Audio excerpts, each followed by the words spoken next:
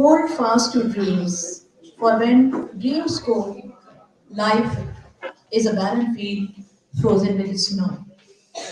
Intellectual growth should commence at birth and cease only at death. Good morning to all the dignitaries present here, and a very warm welcome to all.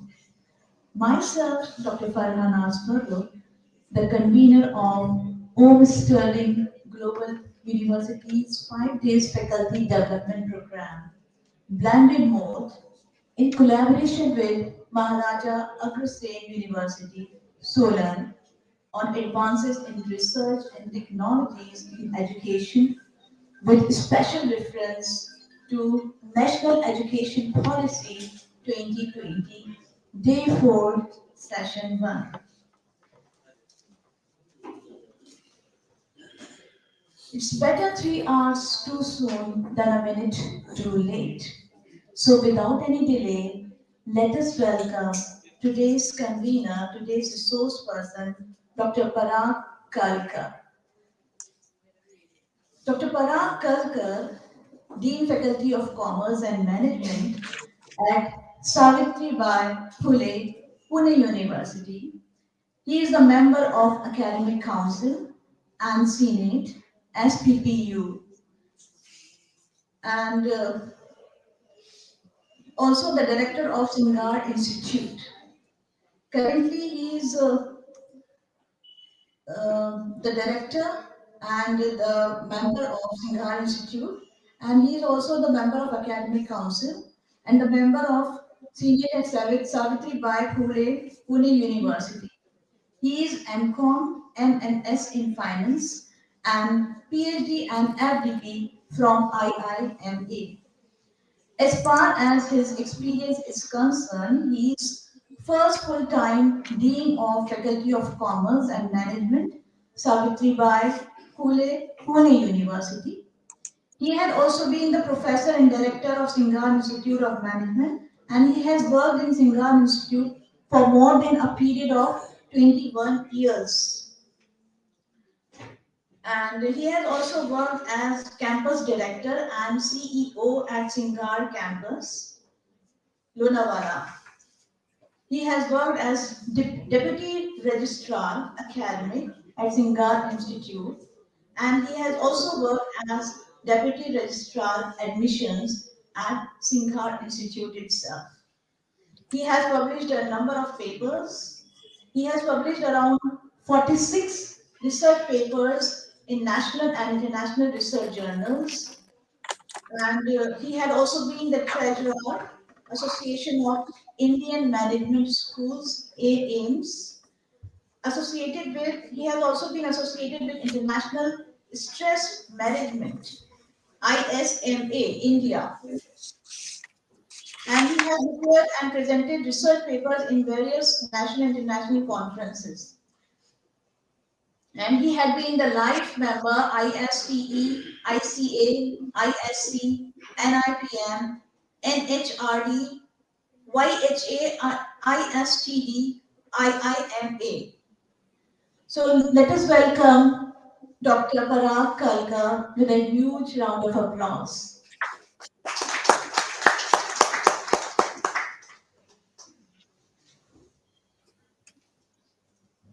Sir, am I audible to you? Yes, madam. Okay, sir. So please proceed. Am I audible?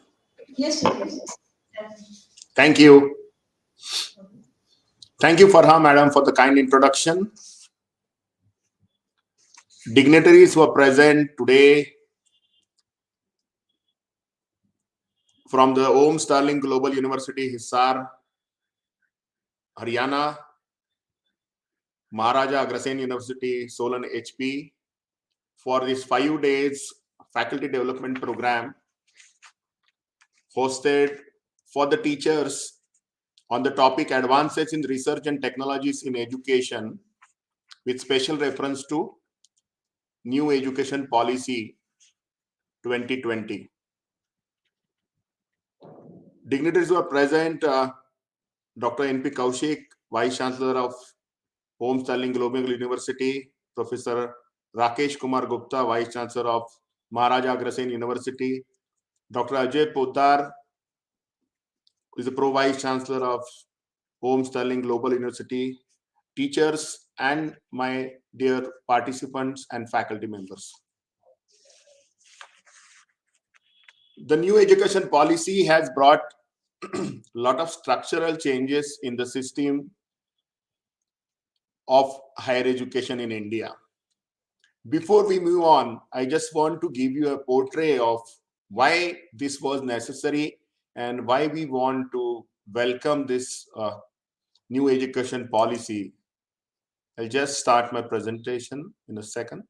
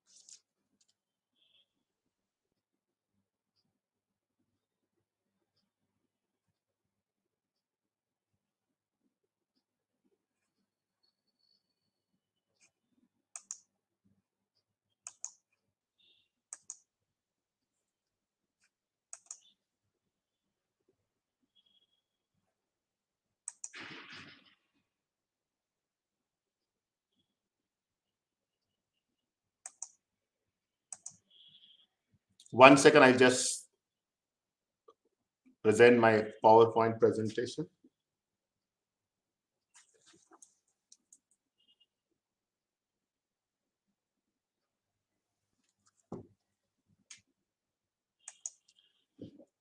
We are all discussing this new education policy all over almost 2 years period, and lot of deliberation and discussions are going on right now, and also in our university we are trying to conduct a lot of seminars and workshop for our teachers basically.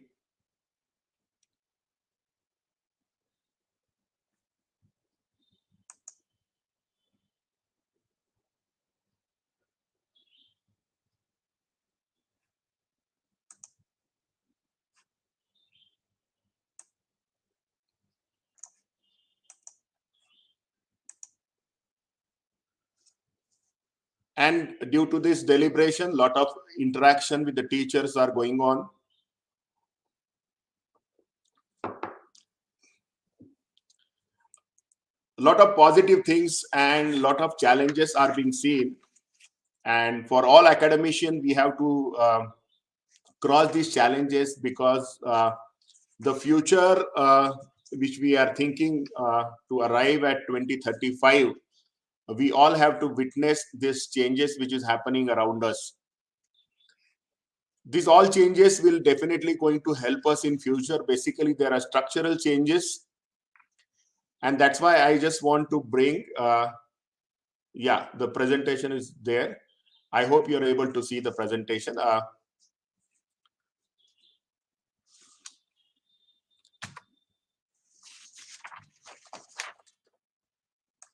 The scenario or the education background for Indian higher education need to be very much critical. So the canvas of Indian higher education, we need to see systematically before we move ahead, because a lot of people think that this all changes will definitely bring a lot of stress to us. These are the latest figures and facts which I have put on table, where you have almost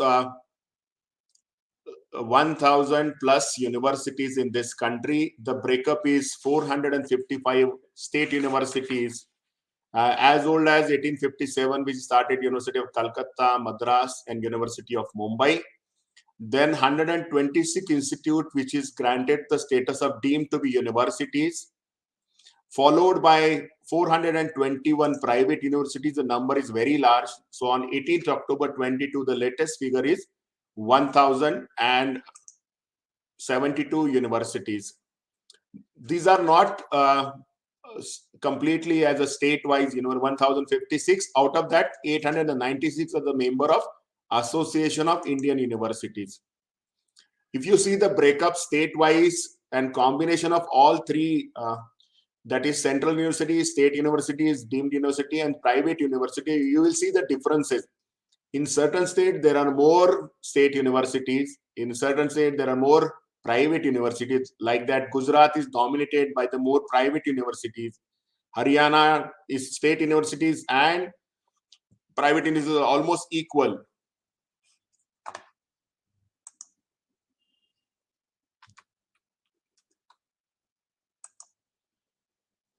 Himachal Pradesh, you have 17 private universities,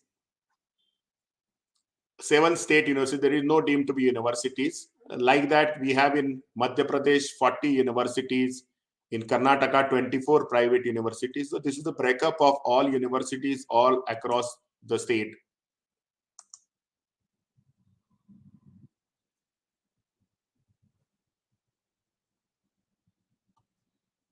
This is total of 1056, where we have 455 state universities, 54 central universities, and 421 are the private universities. So number of private universities are increasing day by day. And the city like Pune, where I belong to, I think we have total 26 universities in one city. So out of these 26 universities, there are 22 are the private universities. 4 deemed universities, 1 state university like Pune University. So this is a combination of universities where a lot of private players are coming, and that's why we are all interested. This is the breakup of University Grants Commission. These are the apex bodies which are affecting the higher education in India, starting from the AICTE. The number of colleges which are present in this country besides the universities, 1056. Almost 45,000 colleges are present. Out of 871 colleges have been conferred the status of autonomous by February 2022. So last year, maybe 30 more within this period. So total autonomous colleges are close to 900. Out of this, almost 700 are privately promoted and 200 are established by the state government. So these are the colleges which are likely to get the degree granting status in the future as per the new education policy.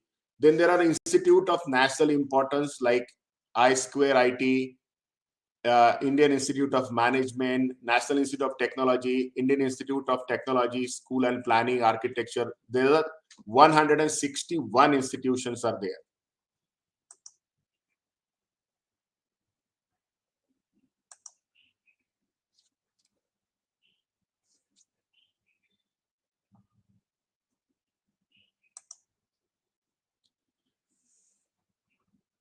This is our target for the future. Is estimated enrollment in higher education has to be from 40 million to 92 million by 2035. That is the estimated target for all of us. To in next almost 13 years, we have to improve this enrollment.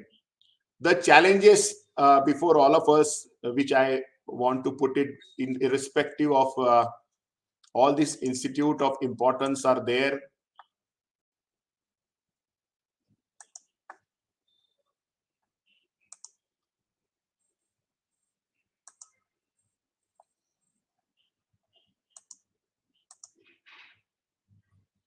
Is the issue of GER basically.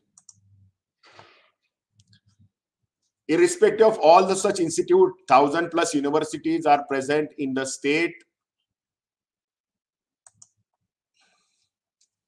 and there are 55,000 colleges are there, autonomous colleges are there. We find that a lot of institutions like one city like Pune is having 26 universities, but the gross enrollment ratio for our country is approximately 27%. That means that students who are in an age group of 18 to 24 should have access to the Indian higher education. The GER is only 27%. That means that only 27 out of 100 students in the age group of 18 to 24 have access to higher education. So when we think about Atmanirbhar Bharat and when we talk about Vishwaguru Bharat, when we think about demographic dividend, when we wish to see that India is a country where highest number of young students are there who are going to be leaders of the future, world leaders of the future, and so many things we have pride in telling. But the fact is almost 73 out of 100 students in the age group of 18 to 24 do not have access to the education. Here I'm not talking about the quality of education. I'm talking only about the access of higher education. The cities like Pune, Mumbai, Chennai, Delhi, or Chandigarh, or many of some cities, they have more number of institutions. There is good number of institutional areas like Delhi, NCR, Greater Noida. They have good number of institutions where the GR may be 50 or 60%. But if you take the national average, which becomes 27%, that means that there are some areas, some states, some cities in our country where the GR is less than 10%. That means that the access to higher education is not proper for almost 90% of the student. Now about this 27, what we are talking about, 80% of this 27% who have access to higher education goes for the traditional courses. That is BA, BCom, BSc courses. 20% student goes to the professional courses, which is engineering, architecture, then pharmacy, medical education, and management education. If you go back and see the reports which are being published by the national bodies of this business unit like FICCI, CII, Indian Merchants Chambers, and so many other bodies, percentage may be here and there. There, most of the report says that 80% student who join traditional program, that is BA, BCom, BSc program in our country, and the outcome of higher education is the student who pass out of this institution with the traditional colleges, almost 95% student does not possess the required skill to be employable. In 20% where you have technical education, where you have engineering education, pharmacy, architecture, management, medicine, out of the student who pass out of this higher education institution, almost 80% student does not possess the required skill to be employable. So that is a challenge before. On one side, we do not able to create an access for higher education to more than 70% of the population in the age group of 18 to 26. And on other side, whoever are taking part in the higher education institute in teaching learning process, irrespective of 1,000 plus universities, 161 institute who are created by law, and then almost 50,000 colleges in our country, the outcome of education is access to less than 30% of the student, and then outcome of that is almost average 80-85% student does not have required skill to be employable. What are they saying? That the employability skills are missing, the basic skills are missing, doing the things, implementation. An electrical engineer does not know how to solve an issue of fuse or repair a small electrical appliances. There are a lot of behavioral issues which get created because values and beliefs are different, which is not being given in the higher education. And then fundamentals of various domain knowledge are very much weak among the students. So we all have to address this outcome of higher education with the challenge which we are all facing in the higher education forte.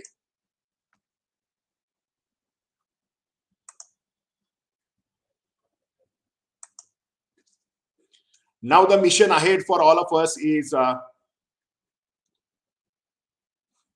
giving access to the 50% students across the country by 2035. So almost double what we have, 27% today. Then in that 50%, we have to enhance the quality of higher education, giving equality across the states and region, ease of operation. When we are talking about Atmanirbhar Bharat, I think students are moving out of higher education because girl students are not going to the colleges because of safety reason and so many other reasons. And the mission ahead is the Vishwaguru Bharat, where we want all properly value-based education, skill-based education to be given to almost every student of this country. So this challenge is a mission ahead for all of us, and for that, a lot of infrastructure is created. Another thing is brain drain. You know that more than 1.8 crore Indians have traveled outside the country between January to November 2022, compared to 77.2 lakh in the whole of 21. So after the pandemic, number of students who are traveling outside India for the higher education, and this is the real data from the Bureau of Immigration. Why this is happening? Because the kind of quality infrastructure, the quality of teaching learning process, the flexibility of the program is not been properly handled, and number of students opting for higher education overseas grows annually. Their approximate spending is 28 billion and likely to go to up to 80 billion by 2024. So higher education, and that's why the University Grants Commission has recently issued a nod and giving permission to the foreign universities and institutions to open their campus in India, so that in certain areas there are good infrastructure gets created, and we may save some of the amount which is going out, $80 billion. There may not be lesser tuition fee, but I think the staying cost or the operating cost of the student will get reduced with these new institution.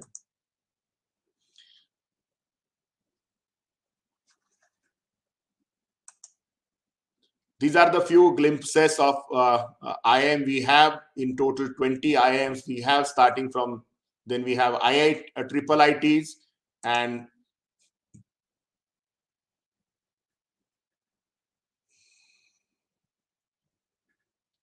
25 triple ITs in our country. So you must be seeing that in recent past, various kind of new education institute these are the IIT which have been created. Starting from 1951, Kharagpur, Bombay, we have 23 IITs present in country. So the large education infrastructure is present. Irrespective of this number, we are not able to cater with the right kind of output of higher education. Our institution does not rank in the top universities and institutions across the world. So that is a challenge for all of us to face. Now,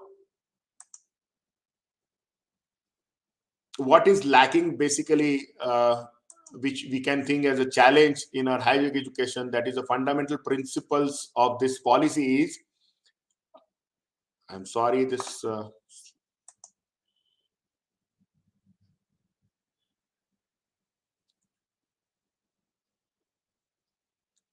recognizing, identifying, fostering the unique capability of the each student. In you can create your own course, you can create your own program. I'll give you an example. One of the students in Pune city want to start his music studio. He want to become a music studio. For that, he has to do the sound engineering program, and there was no sound engineering program available in India.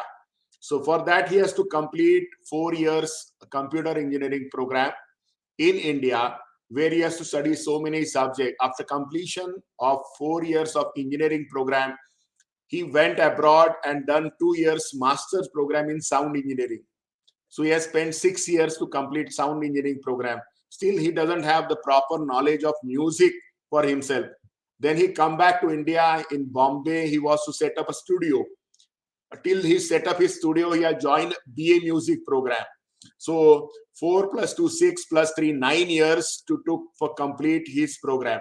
If today's policy, national education policy, would have been in place in the 4 years of engineering program, computer engineering program, he would have taken some of the credit. That is a limitation, 40% credit.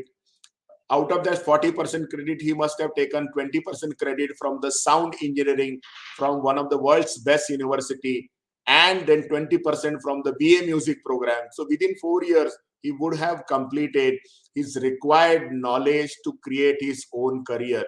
So that is more important. So the combination of career is now possible with the new education policy. holistic development is more important, both academic and non-academic sphere. That is more important. We have a lot of challenges related to the foundational literacy and numeracy for all students up to grade 3, which is being neglected in most of the places. So we find that our students are brilliant, but they have an issue related to numeracy and literacy. Their communication is a problem. Their mathematics is the challenging. So a lot of students who join engineering program leave the engineering program because they are poor in mathematics.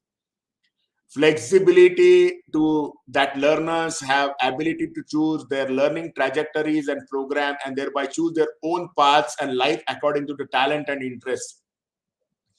There are different careers and paths which are made available. So student has to be given a platter, and may student can create his own program.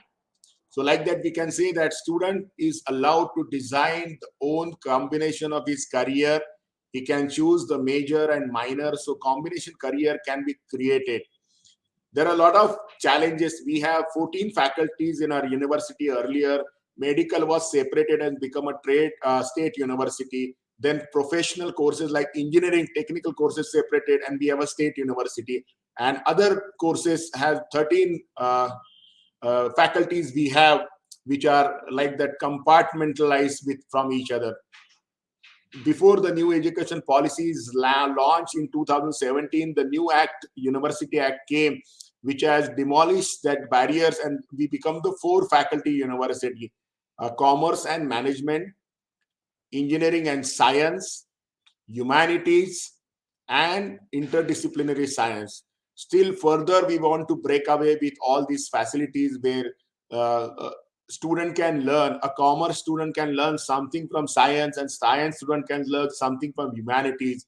We want to make the holistic education that is more important for creating a good human beings in our country. Engineer must have a soft part of it rather than only technical knowledge. He must know the psychology.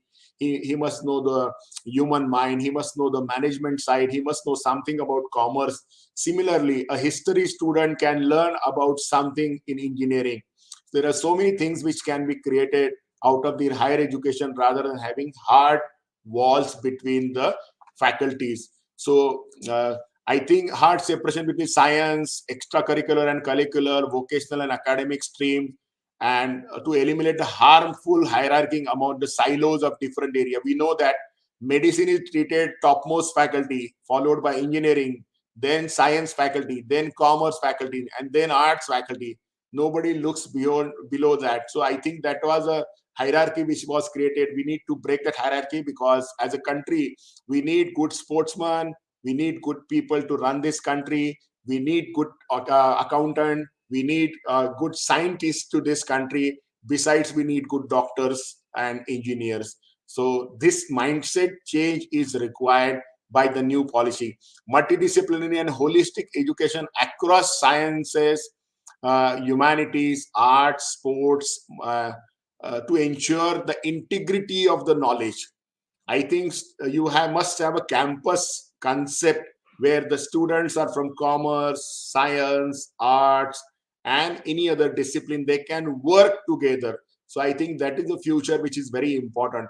Today, commerce student doesn't look towards the engineering student. He doesn't work with the science student, and like that, because they think that they are different from each other.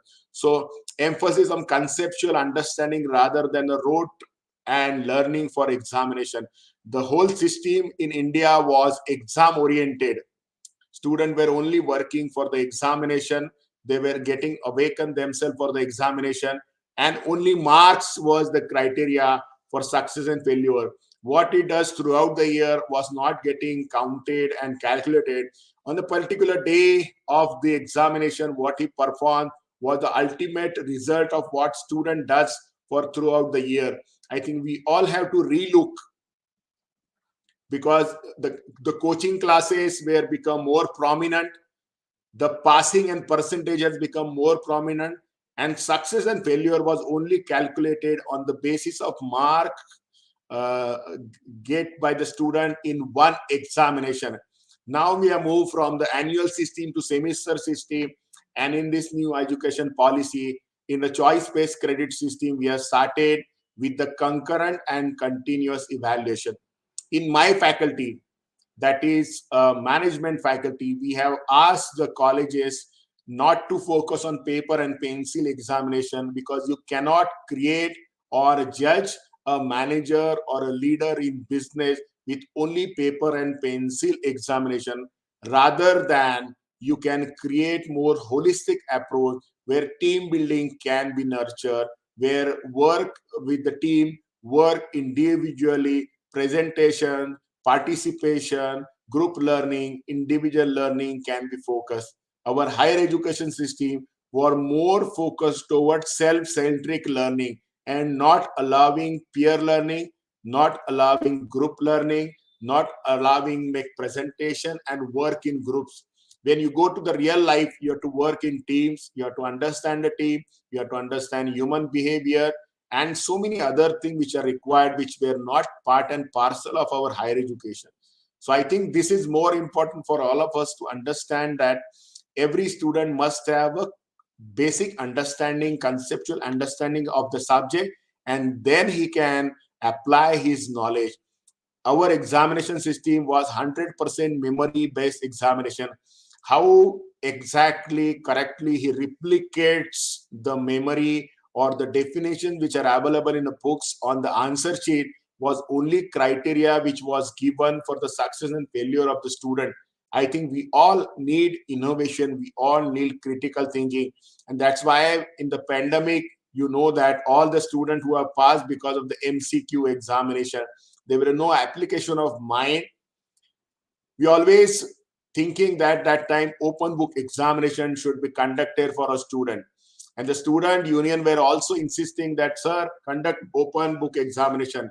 But when we discuss with them and talk about the open book examination, even our teachers are not being oriented to create a question paper for an open book examination. The reason is, open book examination means you have given a question, a problem, a situation to find out a solution, where there is no standard answer is available in any book. You can use Google, library, go anywhere. The universities like Harvard, Stanford, and Cambridge universities, an open book examination, they give you 72 hours to resolve and come out with the answer. You go anywhere and try to find out, there is no ready-made answer is available in any of the book. So I think that is the way everyone should create an open mindset. Let the application should be known to the student. Let student should apply his mind and create his own answer. And every student can have a different answer rather than copying and pasting the same answer which is available already in the book. So I think this we need to inculcate and encourage in the future of our education. Creativity and critical thinking to encourage logical decision making and making innovative decision. That is also more important if you think about the new education policy. So fundamental changes are being made rather than the making student like a machine giving just answers which are there already available in the books and just copying those in the answer sheet. So these are the things, changes which are required for all of us. Ethics is more important for that. Human values is also important. Some point of time, our teachers thinks that the machine or the video which is created by the teacher may make the teaching community obsolete. If you create a video of your lecture and then you may not be required in future, this is not going to happen. I'll give you an example. There was an engineering student in one of the tribal places, was a brilliant student near Maharashtra. He gone to the YouTube and he was a brilliant, so he have learned that how to make a bomb. So using his knowledge and whatever raw material he has got, he could be able to create a bomb, and then he know how to diffuse it, because there are no YouTube studio video which was available about how to diffuse the bomb. So he gone and thrown that bomb somewhere outside the city, and then came to police, sincere student, and told the police that I've got some objective I've seen which looks like a bomb. When police investigated and diffused that bomb, he found that the same student has thrown in his own sack that objective. because a teacher's role is very important. Which knowledge at what pace to be given to which student, that was more important. I think we know that our ancient education system, unless the value of the student is being checked, the knowledge was not transferred by teacher to the student. Today, with the money payment, every student get as a right to learn about it, and that's why we know that there are a lot of scams are going on as far as cyber security, cyber problems are going on. Is the reason is student getting the knowledge of computer information technology and so many other things without understanding his values, his sincerity. A medical student, without being sincere and having sympathy towards people, getting medical knowledge, so he's expert in medicine, but his values are not supporting the medical professional. That's we need to break. So that's why the constitutional value, empathy, respect, cleanliness, courtesy, democratic spirit, spirit of service, respect for public property, and so many other things need to be taught to the student besides his uh, domain knowledge. So promoting multilingualism, power of language. We know that most of the students have issues and challenges related to English speaking. हमारे बहुत सारे ऐसे students आते हैं हमारे जिसको English से बहुत भय लगता है. They are afraid of English is still a foreign language for most of the students who join a program. And that's why the government want that you can make a combination, multilingual program can be there where the local language can be used to make the student more comfortable in the teaching learning process. Once he acquires the domain knowledge, he can be expressing it in the different language like English knowledge. We have to create this education system in multilingual. In Pune, there is one of the university who has started engineering program also in local language like Marathi. And they are successful this year. Their admissions are full. First year, there was a response which was doubtful response. But I think this year they have got good admissions. So students who are coming from the tribal area, who come from the rural area, we can create, because there are a lot of software which are available where with the translation facility is also available very easily. Making student comfortable with his communication is more important. Life skills such as communication, cooperation, teamwork, and resilience, they are more important. Our whole education system does not give any course, special course to check and improve upon this thing. Our education system works in silos. Examination, we don't work in team. Problem solving, we don't work in team. So that's why the case study method, problem-based learning, project-based learning must be encouraged with the student to have cooperation, teamwork, and resilience. I think they must be able, their mindset must be able to absorb new knowledge, get new thing in life, and these are more important for all of us. Focus on regular formative assessment for learning rather than summative assessment. So I think that encourages coaching culture. I put my highlight on all these things because of the coaching culture, students have become more exam oriented, passing oriented, and rather than understanding the deeper knowledge of that subject, they know that how to complete the accountancy, they know that how to write an answer, but they don't digest that knowledge. Using temporary memory, students are using just copying that text on the page books from the textbook and then putting them again in the answer sheet, lengthy answer sheet. Extensive use of technology in teaching learning, removing language barriers, encouraging access to दिव्यांग student, सबके लिए शिक्षा देना बहुत जरूरी है. अभी हमारे नहीं कर हमारे we have started one separate college under Savitribai Phule Pune University for the blind student. We have created a different kind of curriculum for them, different kind of examination system for them. So for everyone, I think education and planning and management should have been done. That is the ideology beyond this education system. Respect for diversity, respect for local context in curriculum and pedagogy. Wherever you are located, I think we cannot create manpower only for the metro cities of our country.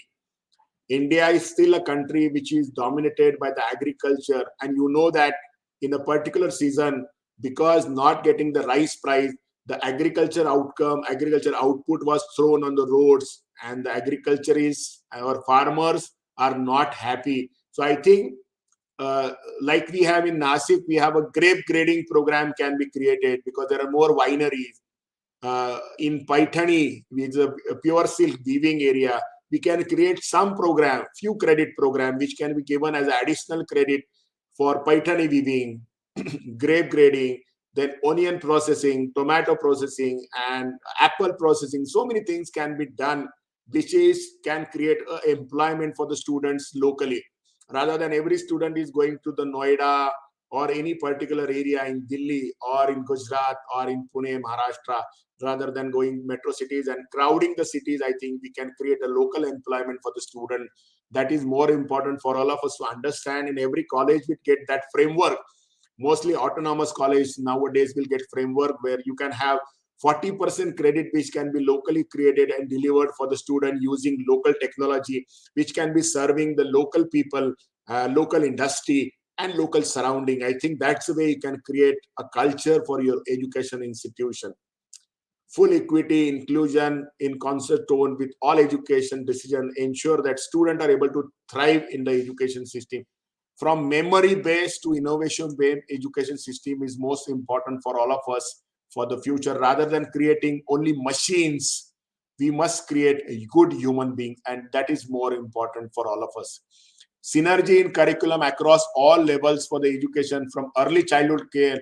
I think school education doesn't consult the higher education. Higher education doesn't consult even our 11th and 12th. They don't consult graduation. Post graduation teachers doesn't consult the graduate teachers. So there is a lot of overlapping which happens. There is no sequencing. There is no proper understanding of the knowledge imparting across various kind of levels of education. So we all have to sit together and create a holistic educational system, holistic educational platform for students. And the complete load is now on the teachers. We always talk about teaching load. Learning load is not being discussed at all. So I think we all have to lead that the learning load for every student need to be discussed, depend upon his mental capacity, his emotional capacity. We should definitely create a platform. So learning load is more important for the student because nowadays teacher come prepare, teachers work hard, teacher go to the library, teacher do the lot of exercise or homework at before he attend the classes, before he present the classes, and student just going to the movie like come and sit in the classroom. Some of the time they do not come in the classroom, they are just loitering in the campus or being in a cafeteria of the campus. So I think learning load is also important for every student at his pace, slow learner and fast learner project. So I think this is more important.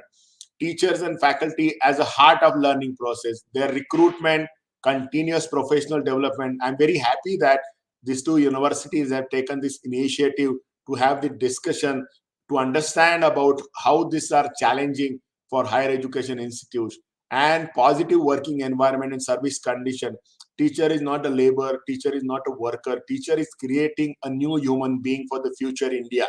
So I think in our country, some of the point we neglect the contribution and the role of the teacher, because how to treat every student, how, what is the his pay, what is his value. I think that analytics is done by the teacher before the knowledge has been imparted. So I think the role of the teacher is never going to be changed, but it is more responsible for creating a future responsible citizens of this country. And with this pandemic and this online education, with these changes in higher education, the role is going to be more wider. Today, because of this online facility this university has created, I am able to talk with all of you sitting in Pune city. Otherwise, I would have to travel for more than a day and come back for more than a day for this 1.5 hour session. I think that is a beauty. Initially, when there was a Zoom and other platforms were used in education, I think the teachers were afraid, because when they close their doors, you don't know what they talk inside their classroom. You do not have any access. But I think with this all online system, we are able to have more dialogue, more interaction with the student, and a teacher whose constraint was he was how good or bad he was teaching. It was only for the 60 students which are in his class.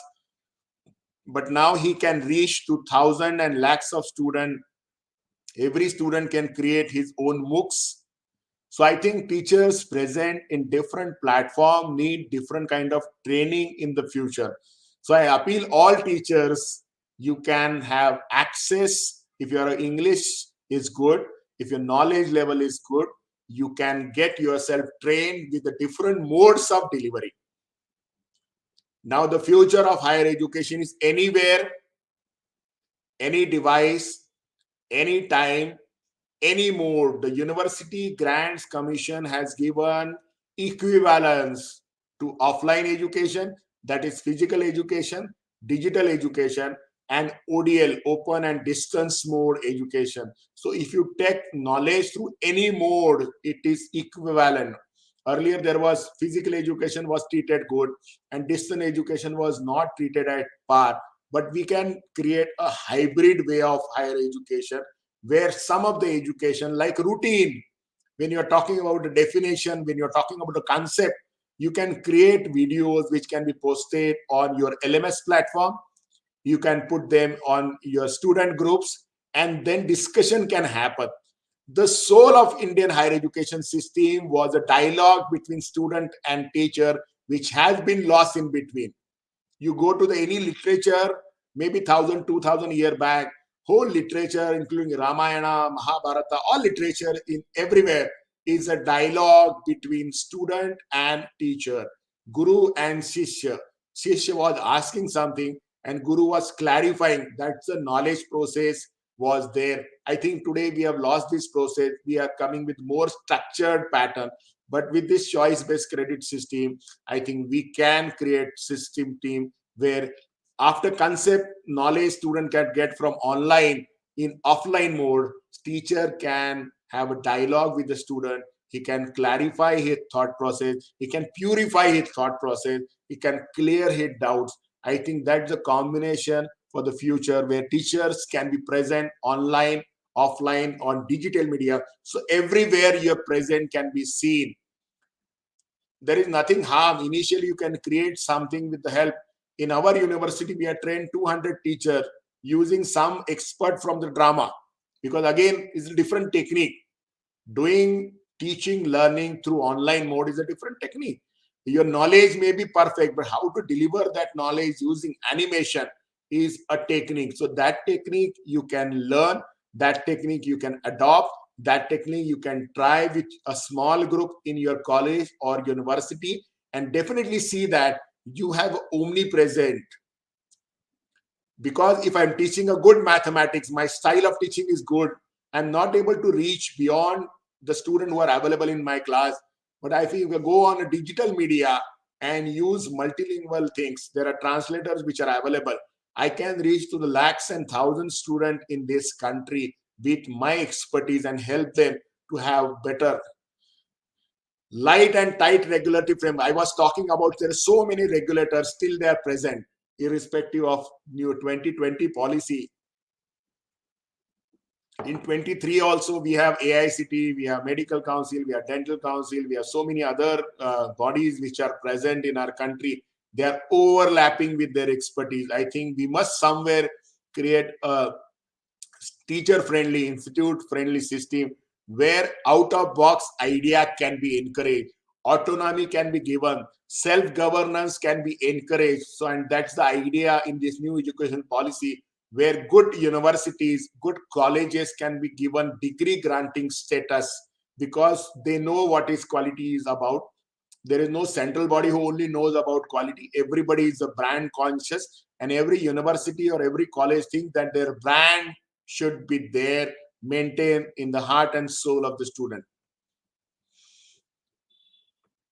Continuous review of program-based or sustained research, regular assessment by education expert. In research, most of the time it happens that in Indian higher education system, the research is only done for the measurement of API or completion of PhD program for getting promotion.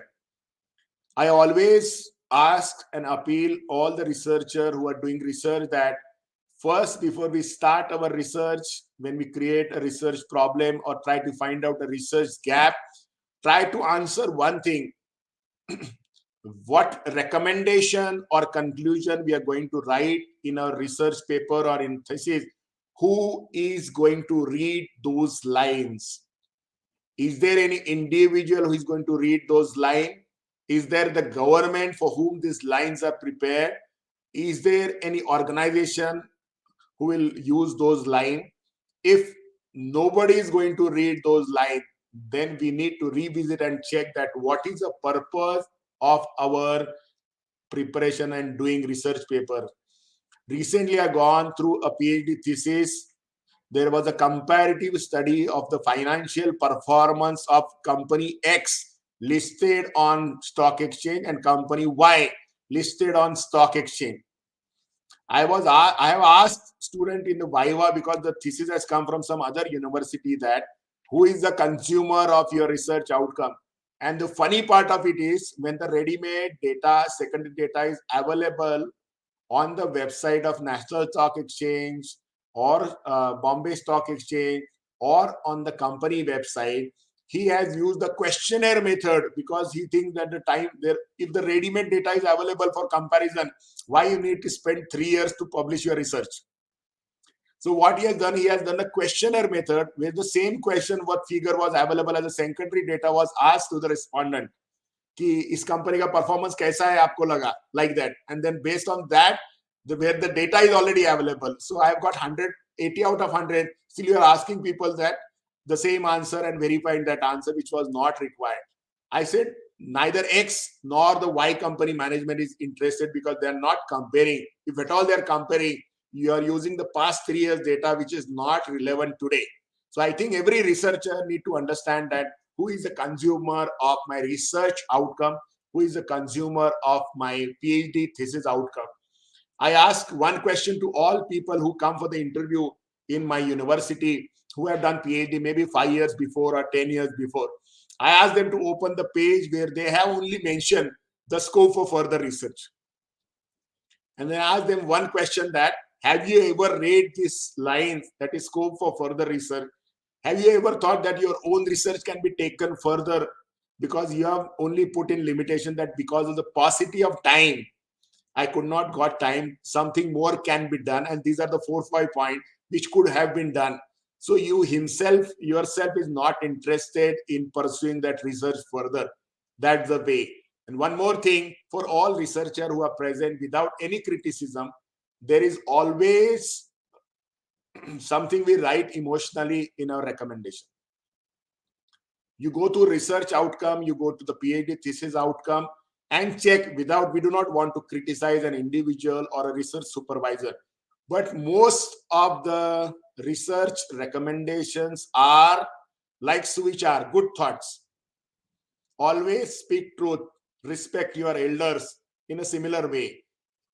In business research, I always find that people are writing about increased salary, increased commission, increased market, and purchase this and that thing. I think the business people are more aware what they need to do. They don't need your advice for increasing salary of somebody or giving more facilities to someone or increasing the manpower. I think we should be given some tangible, workable. I always ask every researcher that there is one line as outcome of your scientific research which is really doable, implementable, workable for a business community. If yes, it's okay. If it is not, I think you are just doing the research for the purpose of promotion.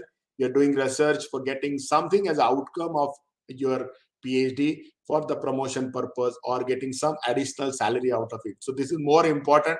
We all need, every institute, every university, I'm appealing that you must have a research policy. There are two things in India. First, we are talking about Atmanirbhar Bharat. Can our research can be aligned to Atmanirbhar Bharat? There is another thing which is called as a Vishwaguru Bharat. Can you have created some model in a various part or various fields where that will help your outcome, your model will help to become India as a Vishwaguru? We all are working in an education field. We are a part and parcel of an education system. I think we all must see to it that the access to higher education can be improved. Because we are working structured, because we are governed by the UGC or AICT or any other apex bodies which is like that. Irrespective of all this, we are not able to give access and quality to the people, to the youngsters of this country. So as a research, can we create a model which will help future generation, which will help existing students to get this knowledge? I know that the deficiency of the manpower, you cannot create 1,000, 2,000, 5,000 teachers for the future immediately overnight. In India, we have 45% deficiency of the teachers as far as the enrollment is concerned. They are not been employed. Till the seats are vacant in my university, almost 60% seats in the state university are vacant for the teachers. So there is a problem where existing teachers are getting pressurized because of the overwork. On the other side, I think when we are talking about the concurrent evaluation, when we talk about the continuous evaluation, I'll give you an example. In our commerce, for the BCom, we have a division of 120 students. And as per the government rules, only one teacher per division per year is allowed. So in total, their workload allows for the 3 divisions, 3 years of BCom, maximum number of 4 teachers. Just imagine that when we shifted from annual pattern to semester pattern, we have started choice-based credit system. When we are asking teachers to have concurrent evaluation, minimum 5 evaluation in a semester, there are 6 subjects. So 24 subject, minimum 5 evaluation, 4 teacher. You think that practically, is it possible for a teacher to create concurrent evaluation for 120 student 4 times in a semester? Otherwise, there is no scope for any teaching lecture which can be done in the university or a college. So practically speaking, we have to find out that how in reality we are going to do these changes happen and real things which is happening, rather than just giving marks to student, giving numbers to student, telling student you're pass or fail. We are not giving them. If a student get 80 out of 100 or if he get 40 out of 100, he is not aware what right thought process he has done or what changes are required in thought process or where is going wrong as per his digestion, his understanding is there. We get a lot of complaint from the student where teachers and students are using the same platform to get the knowledge. Most of the student does not attend the classes as per our survey. Is the reason is he thinks that the PPT is downloaded from the Google. The knowledge which teacher is discussing is already available on the Google. So student, when I open my PPT, student first goes to his mobile and check that whatever I'm placed or displaying on the PPT, is it available ready-made on the Google? If it is available, he's not interested, he's not serious in understanding what I'm talking about. So access to higher education and quality of higher education, we need to improve upon the teaching learning process where we give something new to the student which is not available in the Google. That is most challenging for all of us. The rootness and pride of India is a rich, diverse, ancient, modern culture and knowledge system and tradition. We are already included yoga. We are already included most of the things in our higher education system, our values, our Patanjali things, and so many other things which we have put. I think mental stress management, so many rituals we have. I think in South they are doing pongals and all other activities which are being conducted. Sustainable investing in a strong, vibrant public education system and encouraging the facilitation of 2 philanthropic private communities. More and more people to come into the higher education system to help and create better infrastructure for the students. And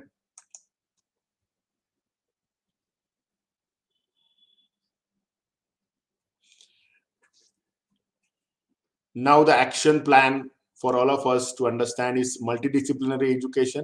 We need to involve various disciplines. We have to create an ecosystem for doing that.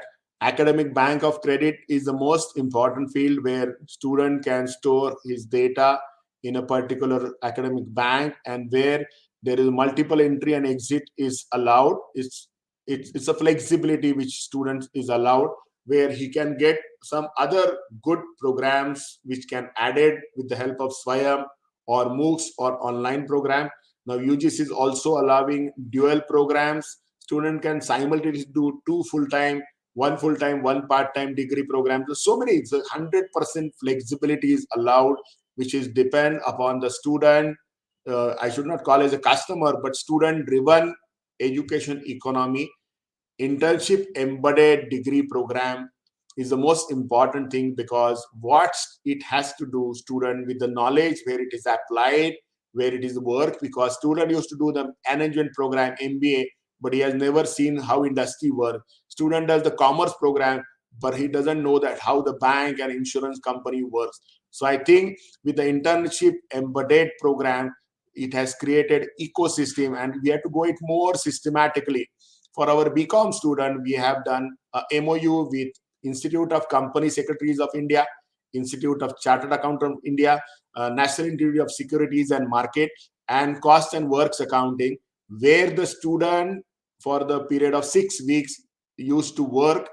We have done with this batch in a CS firm, getting small amount as an articleship, maybe 2,000 rupees, 3,000 rupees, but working for 1.5 months to 2 months has really given me insight that what is learning as a theory in the classroom, how it is applied in a really. Student have worked in an insurance area, they have worked with the financial advisor, they have worked with the bank and see how the banking system operates in reality, where the balance sheet is being checked, where the cost sheet is prepared, and so many other things. So the practical exposure, even this new education policy is asking us to reduce the content in the syllabus, because we have so much pressure of completion of syllabus.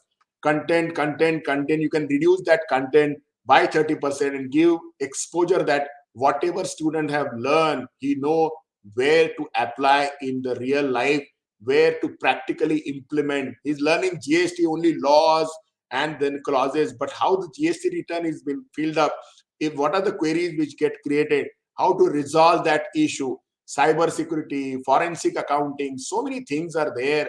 Student getting access to Tally, and then understanding Tally and problem and challenges faced by the online banking system. So many things student can learn when he goes and views the real world and understand, and his employability skills can be improved. Swayam and MOOCs, I think I appeal all teachers to apply using 4 quadrant to Swayam or MOOCs courses and create their own platform, own course structure.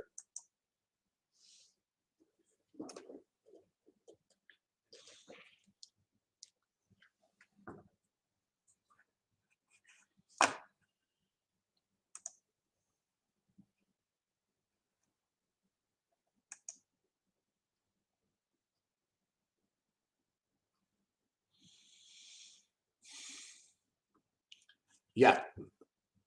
Now they have been encouraging the academic collaboration between Indian and foreign institution. Office of International Alumni Connect. You can use your alumni, take their help. We have done job shadowing with our alumni. Those alumni who are working in business in our city, they were helping the student on Saturdays and Sundays to work with them for a complete day. HR manager were helping student to be with them for complete day to understand how the HR works. Research and development sale need to be focused now. The new education policy encourage a research university, because research need to be encouraged, new things need to be invented. You know that India is a country where we have large population, we have so many challenges. Health is the challenges, access to education is challenges. All teachers, all institutions should either get these two things, Atmanirbhar Bharat, Vishnu Guru Bharat, or they can go to the SDC, Sustainable Development Goal is most important challenge for every one of us. So institution, a college, a group of teacher can have a focused research, more deeper. They can have deep dive into the research of any of the topic which is of their choice.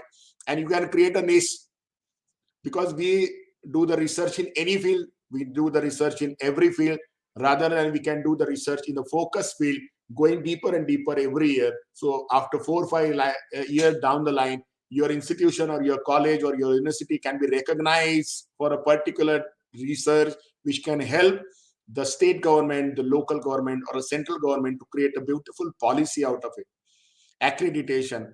We are talking about accreditation, but practically speaking, when a new policy, new education policy need to be implemented, we need every institution to go for accreditation. And after accreditation, autonomy. After autonomy, degree granting status. But practically speaking, almost 40% of the education institute are not going for any accreditation. They are not prepared for accreditation. For that, I think we have to create a different ecosystem, because new education policy is applicable to everyone. Credit transfer, student transfer, and so many other things are going to happen. If they are not accredited, how they will become part and parcel of this higher education system? Technical and professional courses in Indian language. I have given you an example. Embedding Indian knowledge system with the curriculum and industry institute linkages. You can create a joint program rather than. We have done a trial with the Maruti Udyog Limited sales, where the arena showroom was identified. We have collected a data, and there was a dearth of sales manpower for the arena showroom nearby Pune. So we have created a BVOG program with the help of Maruti, where 1 year student will learn in classroom. 50% teaching learning will happen by Savitribai Phule Pune University, 50% through the minority expert, 80% attendance is compulsory. Second year and third year, student will go in a Maruti arena showroom and work with the stipend of 8,000 per month, and third year with the 9,000 per month. At the end of 3 years, he will get the degree of BVOC under Savitribai Phule Pune University. Such kind of innovative program with the help of industry can be done for the institution, because there are so many MOUs are there with various universities, but practically in a reality that is more important. 4 types of initiatives are more important from every university. Is student-centric university initiative. Faculty development is a core part, because unless until we train our faculty members for the future, it's not going to work automatically. Institution-centric activity to increase access. Every good institution, if I'm having 100 as a physical capacity and I'm getting application of 500 students, 400 I can get on digital media or ODL. So every student who is applying to my university or college should get adopted on any platform.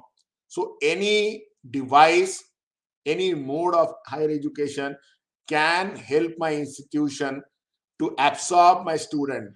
If my degree is available for X amount, I think if it is online mode, I can give at a lower price, because number of students are more. So institution can have better earning. Institution can create better access to the student who are not regularly available in the classroom. So different kind of model need to be created, and different kind of delivery mechanism to be created. Hybrid teaching learning process can be created for the good institution who got A-class grade. Employability skilling centric initiative for higher education institution.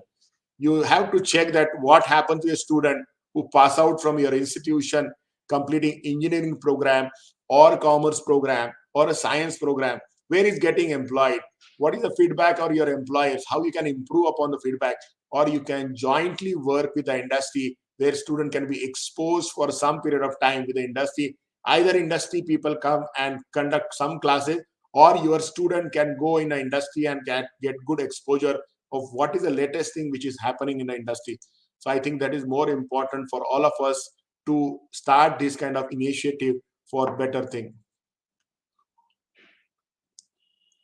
So I think my initial dialogue is over, and I request the question answer, because unless until there is a dialogue between you and me, we still have 15 minutes time. So I request all of you to share your. जितने भी लफ्ज हैं वो महकते गुलाब हैं sir, जिन्होंने हमारे चमन को महका दिया. Sir, you have spread a fragrance of knowledge in an institution. Thank you so much, sir. Thank you for such a wonderful session, for such a well explanatory and informative and enlightening session about new emerging challenges of academia, role of teaching, challenges for students, concept of education for all, new education policy, etc. So, as the session is over, now we have the interaction session. Do we have questions from our faculty?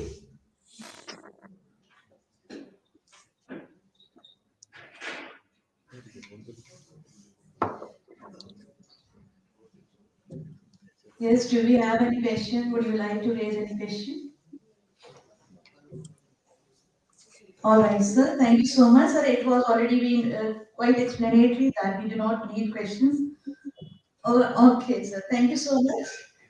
Time is very slow for those who wait, very fast for those who are scared, very long for those who lament, very short for those who celebrate, but for those who learn, time is eternal. Learning never stops, it goes on and on. With these words, I pause myself and request Dr. Mahendra Punia to come over the dais and conclude the session. Sir, please come.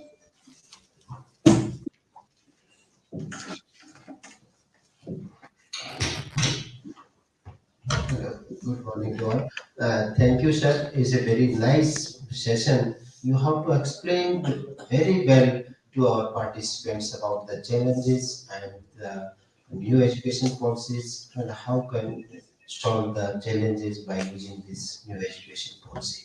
Thank you once again, sir.